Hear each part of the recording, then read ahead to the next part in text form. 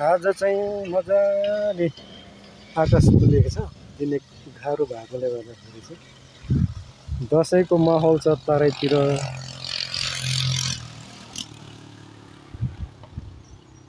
अहिले चाहिँ यो डेलोको बाटोमा एकछिन बिसाइवरिकन चाहिँ यहाँको भ्युज क्याप्चर गरेको।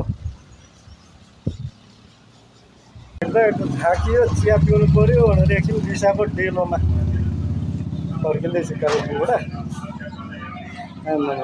घाम सानो जोडको होइन आज एकछिन डेलोमा बिसाको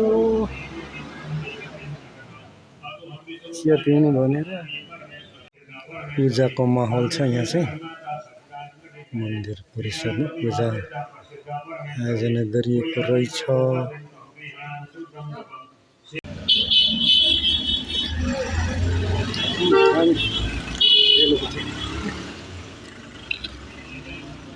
अहिले चाहिँ टुरिस्ट सिजन भएकोले गर्दाखेरि एकदमै टुरिस्टको चाहिँ खचाखच रहेछ यहाँनिर डेलो परिसरमा चाहिँ।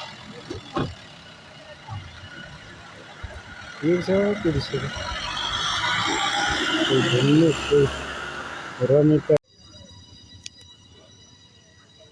हनुमान मन्दिर एकछिन रेस्ट गर्न आएको अहिले चाहिँ।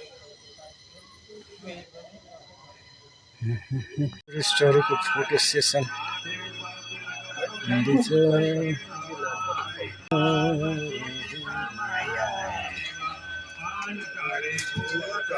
अब चाहिँ हेर्नुपर्छ, थकाइ पनि मेटायो, रिल्याक्स पनि भयो।